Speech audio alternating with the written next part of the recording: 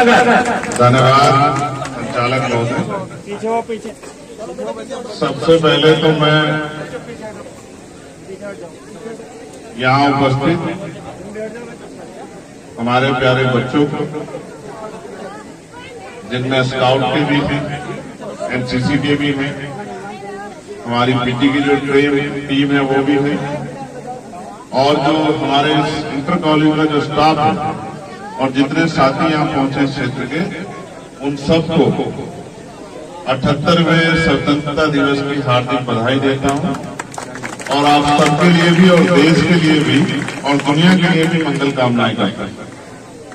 साथ साथ आज इस अवसर पर जिनकी वजह से हमें ये दिन देखने को मिला है, उन महान क्रांतिकारियों को, देश के उन वीर सपूतों को, उन शहीदों को भी हम लोग नमन करते हैं, जिन्होंने इस मातृभूमि की रक्षा के लिए अपना बलिदान दिया। उन परिवारों को भी, जिन परिवारों में वो जन्मे थे, उन परिवारों को भी जो है मैं नमन करता हूं, क्योंकि अपने लिए जीना और देश के लिए जीने में बहुत बड़ा फर्क है। और इसकी प्रेरणा जो है, इसकी ताकत हिम्मत आपको आपके परिवार से भी मिलती है। इसलिए उन परिवारों को भी, शहीदों के उन परिवारों को भी मैं नमन करता हूं। मुझे आपने यहाँ बुलाया, इसके लिए मैं कमेटी के जो अध्यक्ष हैं हमारे प्रधानाचार्य जी, उनका, आप सब सहयोगियों का मैं पुनः धन्यवाद करता हूं। आज के कार्यक्रम के अध्यक्ष जी, मैं उनका भी धन्यवाद करता हूं। मेरे साथ चल के आजाद समाज पार्टी भीम आर्मी के बहुत सारे साथी हैं, हमारे नेता लोग, उनका भी स्वागत और धन्यवाद करता हूं। सम्मानित बच्चों, एएचपी इंटर कॉलेज से लेके और एमजीएम, पीएम इंटर कॉलेज तक का ये सफर मेरे लिए बड़ा कठिन है। जिस इंटर कॉलेज से मैंने अपनी होश को संभालने के बाद अपनी पढ़ाई को शुरू किया, उसका नाम, और इस लगभग 26-27 साल के बाद जब मैं आज अपने आप को एमजीएम, पीएम इंटर कॉलेज में खड़े देखता हूं, तो मैं अपने कॉलेज के अध्यापकों को भी जो है उसका धन्यवाद देता हूं। अपने आप को गौरवान्वित महसूस करता हूं कि अच्छे टीचरों के नेतृत्व में हमें पढ़ने का मौका मिला। मेरा जीवन खूब कठिनाइयों से भरा है, तो आप मुझसे सीख सकते हैं कि जीवन में कभी हार नहीं माननी चाहिए। मैं आपकी जानकारी के लिए भी बताता हूं कि मैं एनसीसी का कैडेट भी रहा हूं। मैंने एनसीसी का कैडेट रहते हुए कैंप भी किए। मेरे पास एनसीसी का सर्टिफिकेट भी है। हमारे यहाँ हाई स्कूल तक एनसीसी थी, तो वहां ए सर्टिफिकेट मिलता था। 11th और 12th में एनसीसी ना होने के कारण बी सर्टिफिकेट जो है हम लोग हासिल नहीं कर पाते। जब मैं कॉलेज में गया, डीएवी पीजी कॉलेज देहरादून में, तो वहां सी सर्टिफिकेट भी है। मगर मेरा एडमिशन लेट हुआ तो मैं एनसीसी का हिस्सा नहीं बन पाया। मुझे इस बात की बहुत दिनों तक तकलीफ रही कि मैं यहाँ एनसीसी का हिस्सा नहीं बन पाया, क्योंकि वहां के बच्चे जो एनसीसी के थे, वो जब हमारी 15 अगस्त की परेड होती है लाल किले पे, तो वो वहां जाते हैं, 26 जनवरी की परेड में शामिल होने के लिए जाते हैं। तो मेरे मन में एक पीड़ा रह गई, क्योंकि स्कूल से देश सेवा की जो भावना आपके अंदर निर्माण होती है, राष्ट्र प्रेम की जो भावना आपके अंदर निर्माण होती है, उसका कोई तोड़ नहीं, उसको कोई ब्रेन वॉश करके खिला नहीं सकता। मैं इस बात को बहुत अच्छी तरह जानता हूं, क्योंकि मैं एनसीसी का कैडेट रहा हूं। मैंने एनसीसी के भाइयों को, बच्चों को अभी परेड करते देखा हूं। मुझे अपने दिन वो याद आ गए कि हम लोग एनसीसी की परेड करते थे, और परेड करने के बाद जो है अपने आप को, क्योंकि परेड में मेहनत भी लगती है, तो अपने आप को स्वस्थ भी महसूस करते थे। थकने के बाद हमारे एनसीसी के सीनियर लोग यहाँ खड़े हुए हैं, वो लोग हमें अच्छा नाश्ता भी कराते थे, कभी समोसों के रूप में, कभी केलों के रूप में। वो हमें हष्ट भोजन की, हमारे नाश्ते की व्यवस्था भी करते थे। वो भी एक अच्छा समय था। लेकिन मैं आपसे कुछ और कहना चाहता हूं और मैं उम्मीद करूंगा कि आप इस बात को मेरी गौर करेंगे। राष्ट्र निर्माण तभी होगा जब अंतिम व्यक्ति भी जो है बुनियादी सुविधा को लेकर इज्जत और सम्मान की जिंदगी प्राप्त करेगा। और जिन सपनों के साथ आजादी का संघर्ष हुआ था, उन सपनों को अगर हम याद करेंगे तो हमें महसूस होगा कि सपना ये था कि जाति, धर्म, स्थान, भाषा, जेंडर के आधार पर किसी के साथ भेदभाव नहीं। वो अलग बात है कि सियासत की कुर्सी इतनी मजबूत है कि आज भी हम उन लोगों से तो नहीं कर पाए जिन लक्ष्यों के लिए देश की कुर्बानी हुई थी। और मैं ये मानता हूं कि दुनिया में कोई काम नामुमकिन नहीं है।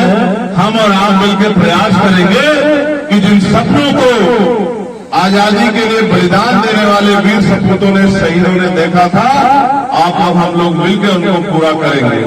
आज जहां मैं खड़ा हूं किरतपुर में, मैं किरतपुर के साथियों का और बहुत खुले मन से, चाहे वो मेरे साथ थे या नहीं थे, क्योंकि आज मैं उनकी का जिम्मेदारी है। मैं नगीना लोकसभा के आखिरी व्यक्ति के लिए भी जिम्मेदार होने के नाते आपको ये विश्वास दिलाता हूं कि मैं पूरी जिम्मेदारी से नगीना हर कमजोर किसान, मजदूर, गरीब, मजलूम सबकी आवाज बनने का काम और उनकी लड़ाई लड़ने का काम करूं। जो ताकत मुझे नगीना के लोगों ने दी है, मैं नगीना के लोगों को विश्वास दिलाता हूं कि आपके द्वारा दी गई ताकत आने वाले समय में लाखों लोगों के भविष्य में बदलाव कर और देश में जो जिस बात के साथ हम लोग मजबूत होते कहते हैं भाईचारा, उस भाईचारे को भी मजबूत करेंगे। मैं अपने बच्चों से कहना चाहता हूं, हम पे सबसे बड़ा हथियार है शिक्षा। शिक्षा एक ऐसा हथियार है जो आपके जीवन को बदल सकती है। एक किसान का बेटा भी, मजदूर का बेटा भी देश की सर्वोच्च सेवा में जा सकता है। शिक्षा के अलावा कोई जीवन परिवर्तन का आधार नहीं है। तो आप स्कूलिंग कर रहे पढ़ रहे हैं तो इस बात के साथ मत पढ़ो कि आपको पास होना, इस बात के साथ पढ़ो कि हमें पढ़ के अपने पैरों पर खड़ा होना और अपने परिवार, अपने क्षेत्र और अपने देश का नाम रोशन करना, अपने देश को तरक्की के रास्ते पर लेके जाना। जब खाली आज का इतिहास लिखा जाएगा और आप 2024 का स्वतंत्रता दिवस याद करोगे और हम 20-25 साल बाद जब इस दिन को देखेंगे तो आज यहां बैठे जो बहुत बहुसंख्यक हमारे छात्र हैं, इनमें से ही कुछ डॉक्टर होंगे, कुछ इंजीनियर होंगे, कोई वकील होंगे, कुछ जज होंगे, कोई आईएएस बनेगा, कोई आईपीएस बनेगा, कोई पुलिस में जाएगा, कोई और सेवा करेगा, कुछ मेरे जैसे नेताओं का भी निर्माण होगा। अलग अलग तरह के जो है भविष्य जो है यहां से पैदा होंगे। लेकिन मैं फिर कहता हूं, क्योंकि हम डॉक्टर बाबा साहब अम्बेडकर को अपने आदर्श के रूप में भी मानते हैं, एपीजे अब्दुल कलाम साहब को भी मानते हैं और शहीद आजम भगत सिंह को भी अपना आदर्श मानते हैं, तो मैं आपसे कहना चाहता हूं, मैंने पार्लियामेंट में भी कहा था कि शिक्षा श्रेणी का वो दूध है जो इसको पीता है वो दहाड़ता है। अगर आप चाहते हैं कि आप अपने सवाल को बुनियादी रूप से मजबूती से रख पाए और उस पर सोचना पड़े, तो आपको अपने शिक्षा के स्तर को गुणवत्ता की तरफ और मजबूती से शिक्षा के इस समय को, जो शिक्षा ग्रहण करने का समय चल रहा है, उसमें आपको मजबूती से योगदान करना पड़ेगा और शिक्षा को बेहतर तौर पर जो है हासिल करना पड़ेगा। तभी आप अपने जीवन में बदलाव ला सकते हैं। मैं आपका धन्यवाद दूंगा। एक बात का मुझे खेद रहेगा कि आपने मुझे एपीजे अब्दुल कलाम साहब की तस्वीर भेंट नहीं, जो आपने मुझे पर्सनली तस्वीर भेंट की वो डॉक्टर बाबा साहब अम्बेडकर की थी। आपको मुझे करनी चाहिए थी उस महान वैज्ञानिक की जिसने देश को जो है एक ऐसा बल दिया, मिसाइल मैन जिनको हम लोग कहते हैं, जो देश के राष्ट्रपति भी रहे। मैं ये मानता हूं कि उनकी तस्वीर आपको मुझे देके मुझे गौरवान्वित होने का मौका देना चाहिए था। मैं ये मानता हूं क्योंकि हर किसी का योगदान वो इस देश की तरक्की के लिए मैं इसको लूंगा। मैं मानता हूं किसी एक जाति, धर्म, व्यक्ति के आधार पर देश नहीं बना। देश बना है सबके सामूहिक प्रयास से, सबके संकल्प से, देश बना है हर एक व्यक्ति की जिम्मेदारी से। और मैं हमारे प्रधानाचार्य जी से कहूंगा, क्योंकि वो गुरु हैं और गुरु का दर्जा माँ बाप से भी बड़ा होता है, मैं उनसे कहना चाहूंगा कि आप पता नहीं उत्तर प्रदेश के सिलेबस में इसको क्यों नहीं रखा गया है, लेकिन मैं आपको जरूर कहूंगा कि बच्चों को संविधान जरूर पढ़ाएं, क्योंकि जब तक आप अपने कर्तव्यों को नहीं जानेंगे, जब तक आप अपने अधिकारों को नहीं जानेंगे, आप अपने अधिकार का ले सकते हैं ना अपने कर्तव्यों का पालन कर सकते हैं। हमें देश में सबसे बड़ी गलती से यही हुई है। दूसरिया में आप जाओगे, मैं दुनिया के तमाम चीजों को सर्वे करता हूं, वहां का बच्चा बच्चा अपने अधिकारों के प्रति जागरूक है, वहां का बच्चा बच्चा अपने कर्तव्यों के प्रति जागरूक है। मैं इसका एक छोटा सा उदाहरण आपको बताता हूं। आज सबसे ज्यादा एक्सीडेंट में मौत जो है बीमारियों से भी ज्यादा भारत में होती है। एक्सीडेंट से मौत होना ये जागरूकता की कमी के साथ साथ अपने कर्तव्य का सही रूप से निर्वहन न करना भी इसकी एक वजह है।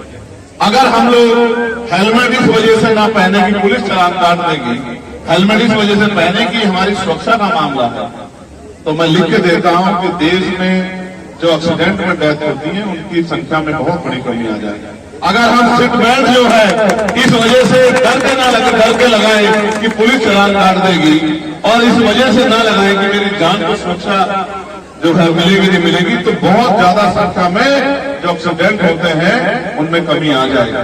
और मैंने कहा ना, अब तो गाड़ियों में इस तरह की व्यवस्था हो गई है, एयर बैग और बहुत सब चीजें हैं, लोगों की जान बच जाती है। छोटा मोटा नुकसान हो जाए, हाथ टूट जाए, पैर टूट जाए, लेकिन जीवन रक्षा होनी चाहिए, क्योंकि दुनिया की कोई सी भी शक्ति, चाहे वो कोर्ट हो या डेमोक्रेटिक शक्ति में लोकतांत्रिक व्यवस्था हो, सरकारें हो या और भी कोई शक्ति हो, वो मरे हुए व्यक्ति को जिंदा नहीं कर सकती।